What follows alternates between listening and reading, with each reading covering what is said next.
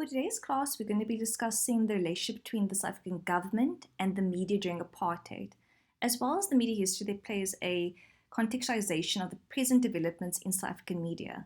Here we're concentrating on Black press, and I'd like you all to read through English and Afrikaans press, and I'll also be going through the press from the apartheid era to the present developments. The development of Black press was in four different historical periods. In 1830 to 1880, there was the missionary period. In 1880 to 1930, the independent elitist period. In 1930 to 1980, the white-owned period. And in 1980 to 1999, the multiracial period. Since 1995, Black press moves into a fifth period of restructuring by mainstream, traditionally white newspaper groups for Black empowerment.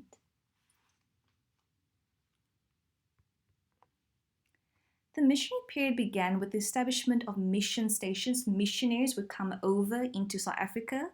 These would be people who would try to help others, usually on a religious premise, and they would work with the Black residents. The missionaries taught literacy, provided skills and equipment needed to publish, but in the process of this, they were transferring over the Western culture and Western values, which was reflected in the Black newspaper papers there. Initial publications were limited to spelling and religious groups. In 1880, the independent elitist period, there were implications working with the missionaries. There was now a widening gap between those who would receive that education by the missionaries and those who were rural-based, which was the majority. This resulted in forming a minority of Black elite who had those Western values and felt the need to be independent of missionary control. The paper would now reflect Black opinion, promoting non-violence and working with liberal whites to bring about reformation. Problems began to rise because of financial difficulties and competition. The white-owned period. Despite their important contribution to political awareness, most Black newspapers lacked capital equipment. Over here we have Bertram Paver, and you can read about his story on page 38. The Bantu Press Ltd was the first national newspaper. Paver tried to avoid the image of white control over Black staff. Bantu Press, however, was taken over by the Argus Company and became the first media monopoly. From 1962 to 1977, it was a significant voice for journalism. And after the Soweto uprising, Percy Koboza was the first Black editor without white supervision.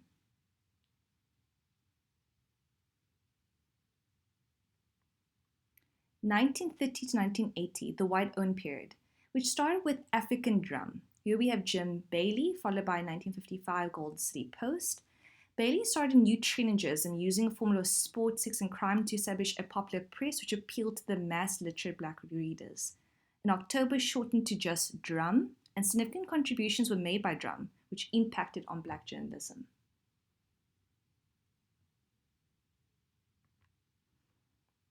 In the 1970s, white newspapers realized that they were gaining an increase of Black readership with the introduction of regular township editions. Black journalists who were hired for this edition were beginning to move into regular positions on major newspapers. Newspapers like the Rand Daily Mail, which was incorporated into the township's paper, but that closed in 1985. The Post closed end of 1970s due to registration issues and linked to the birth of the Sowetan. This newspaper was sold by the Argus Group to Black Business Group, NEL, in 1994, which initiated the start of Black economic empowerment.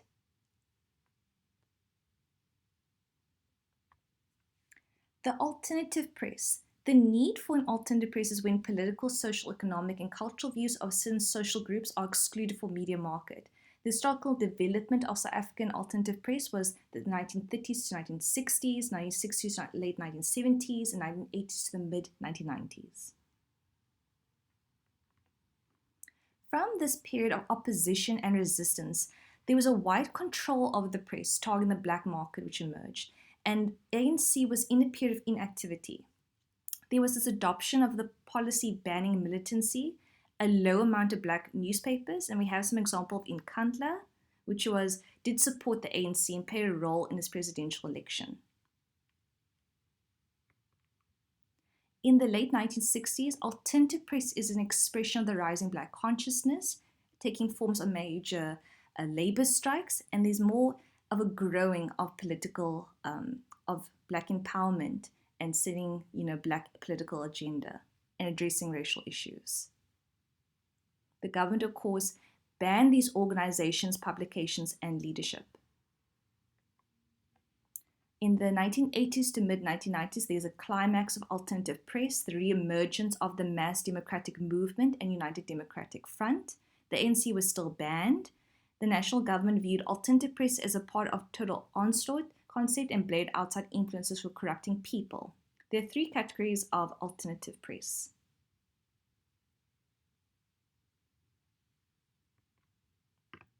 The progressive alternative press, known as people's media, expressed struggle at community level, part of the national struggle, community issues were central, and these publications still exist.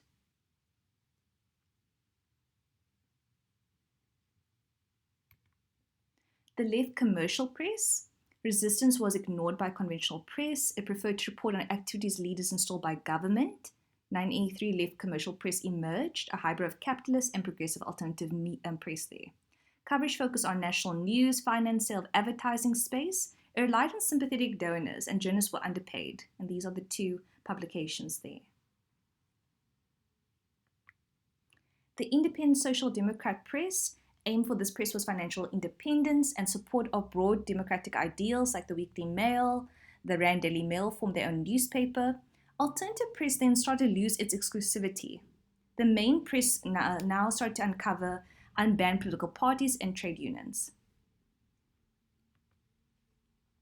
Alternative press lost its funding from overseas after the end of apartheid. Their readers were poor working class readers, which had low attraction for advertisers. And we have the Weekly Mail merged with Britain's The Guardian to be called Mail and Guardian. The press during apartheid. So that is just a quick little introduction into the Black press that you can read through as well as the English and Afrikaans press.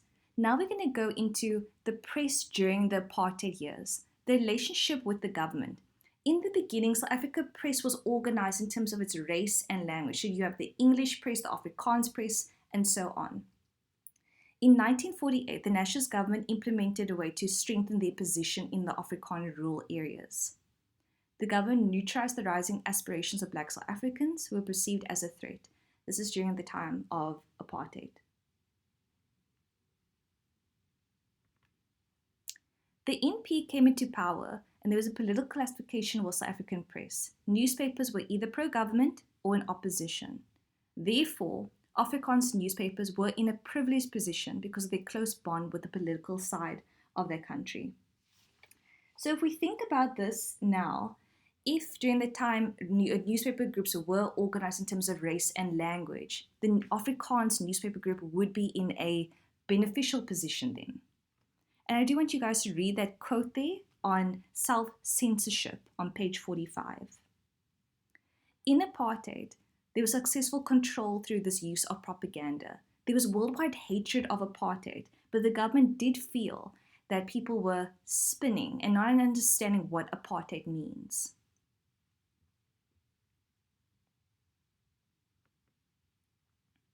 So in apartheid, there was successful control used through propaganda. Therefore, an attack on the government was unpatriotic and treasonable. Around the world, apartheid made, your news there. The world felt contempt and had negative. It felt like it was quite a negative thing happening there. The post view of the international press meant government had to control that flow of information to sustain apartheid because outside influences wanted to bring this down. So he had to try to control the press with propaganda and political action through the following strategies on page 45. With the government controlling the press, this meant that there was no press freedom. And in fact, that these newspaper groups, specifically the English and the India press, all had to, censor themselves, which you're also going to hear in the SABC TV clip that's in your lesson plan, is how these newspaper groups, because they had to sustain apartheid, they weren't allowed to say what they want to say. That is censorship. It's just, they can't print whatever they want to print. They began to play it safe to avoid angering the government.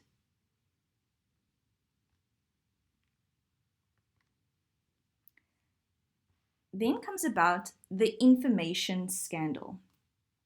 I also just want to note that the press were playing it side because they required the government there. And it's just something, I think I've read it somewhere, and you could correct me on this, that the Afrikaans newspaper groups were invited to, certain dinners and things like that, and certain press groups as well, because they were from the Afrikaans group. So there was a sense of nepotism there as well. Okay, now we're going to go into the information scandal, 1978 to 1979, from the Apartheid government. The press revealed the Department of Education had engaged in propaganda. The press reveals to everyone that that the Department of Information has engaged in propaganda, trying to sell apartheid to the world. Without the government's permission, they began a campaign to influence public opinion. To say that they manipulated the flow of news there, using taxpayers' money illegally. The Department of Information, without the government's approval, began a campaign to influence the public. So it is, sorry, not the press, but the Department of Information that is trying to spin that, no, this is what happened. To this end, the Department of Information established a pro-government English tabloid known as The Citizen.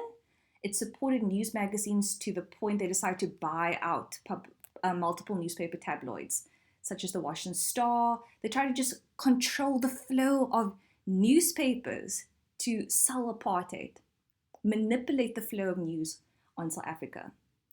Then we also have the Muldergate scandal, which is Dr. Mulder. Mulder is responsible for the Department of Information. He was the minister, and it saw the end of his political career, and John Vorster. The scandal led to the introduction of the legislation that newspapers must seek permission from the Advocate General before exposing corruption in state admin. The information scandal was a turning point after the cozy relationship between Afrikaans press and apartheid government. Following this scandal, Afrikaans press expressed their misgivings about the government and apartheid, producing cracks leading to its own self-destruction. So when the press found out that there was in fact corruption happening, which was going to happen, they tried everything they could to control the flow of the news. But that's not going to work for long. Then the government decided, okay, if you're going to have to publish something, you need to seek our approval in a sense. And this is all when it starts going to hell. The Stein Commission of Inquiry was appointed to help control the flow of information and news there. There was criticism against apartheid and policies after the attack of the information scandal. The government felt the same response was needed. Media is important and we must support apartheid. The Stein Commission of Inquiry was appointed to control the flow of news and information, and the government saw this as a legitimate way of dealing with troublesome and loyal press. Also, please read on page 48 that, quote, it was expanded to incorporate its legislation on the following recommendations. The commission was controversial and was disliked by the press. The report was shown to be flawed and had factual inaccuracy. The commission was controversial, being associated with the inquiry, and was met with anger by pro-anti-government newspapers. The English press obviously rejected the report. The report was shown as being seriously flawed, had data inaccuracies, and the government did little to implement the recommendations anyway. They reported to the government as well. Okay, so the government did little to implement the recommendations, even though the recommendations were pro-government point of view. In 1982, the legislation was introduced to establish a new media council that forced all newspapers to join the Newspaper Press Union.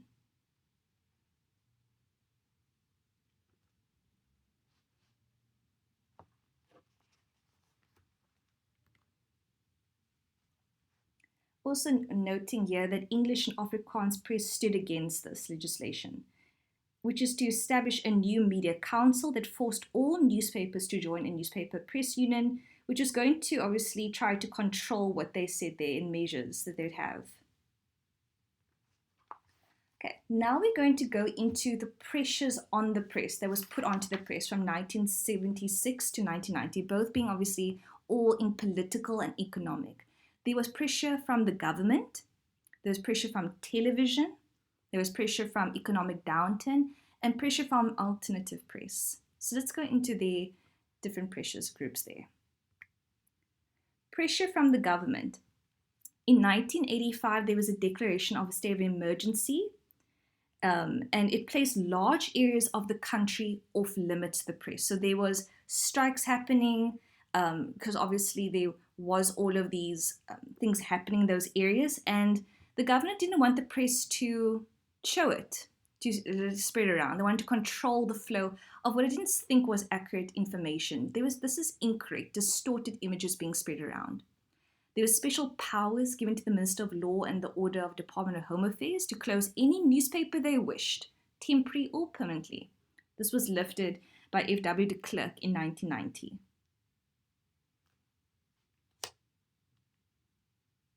So if you just think about that, this is just one of the pressures from the press, is that they were told by the government they can't show certain things, they can't show the truth. And the newspaper could close by the Minister of Law if they weren't following the rules. Pressure from television. In 1978, the SABC started to accept advertising on television, which impacted the press quite a bit, which we do remember is from Mnet. So they decided that Mnet would become their subscription service to help counter the loss of advertising revenue to television, therefore creating media network. Pressures from economic downturn. In the mid-1980s, there's that loss of advertising revenue to television, led to cuts in the advertising spending there. Sales tax was introduced into the country for the first time. And then we also have an increase in literate black readers, which was going to read the Star and the Rand Daily Mail. This also affected the financial results of the Rand Daily Mail. The readership profile could not attract potential advertisers. So remember, you need advertisers to help your newspaper in terms of they just put their ad in there and they pay you money to put their ads in there. So without advertisers, your newspaper is not going to have, it's not going to last very long. And because there was a rise of that readership profile, black readership profile, a lot of advertisers didn't want to pay for that. The low income levels of blacks made them less attractive than the high income represented by whites.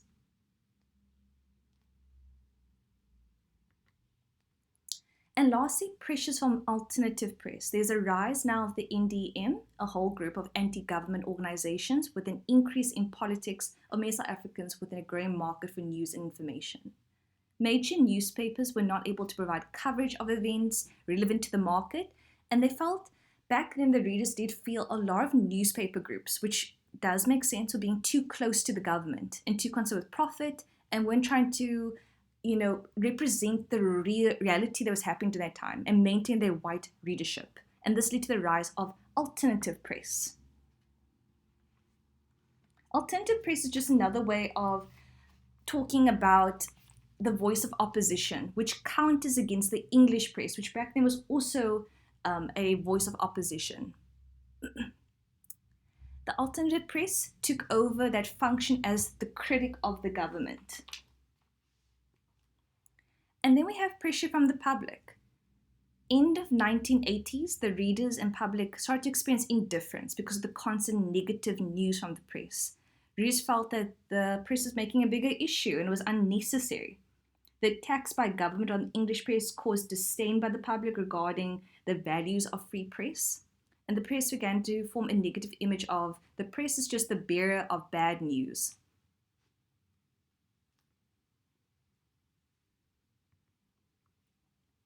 The developments that happened in the Princeton's democracy is the rise of tabloid journalism. So this is the arrival of the Sun, Die Son, the Daily Voice. The target market is usually low-income earners who never read like quite a large newspaper there.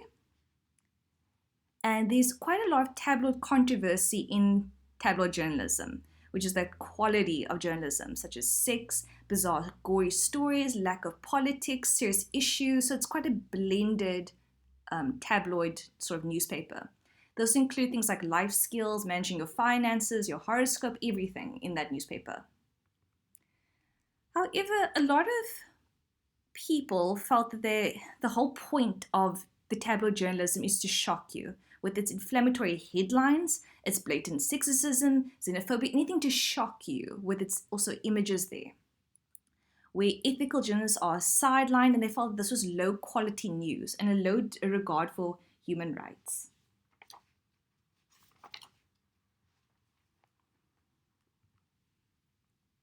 As there's a rise of newspaper titles and niche marking, it's starting to oversaturate the market with so many taking up the marketplace there. The Sowetan, which was the top seller in the 1990s, lost its readers to the Star, and new readers flocked to the Daily Sun. A consequence is the increased number of titles and not having enough journalists out there with the good skills and trained professionals. And you can read that example on page 53. Two titles that failed, which is an example in your textbook, is Nova and This Day.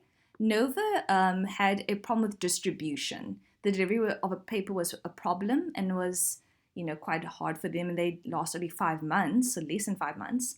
This Day just ran out of money. They underestimated circulation, failed to track advertisers, and after 1 year, they owed 20 million rand.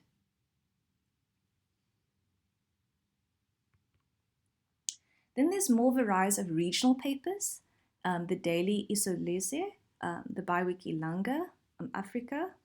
These titles cannot draw advertisers because advertisers don't understand that market.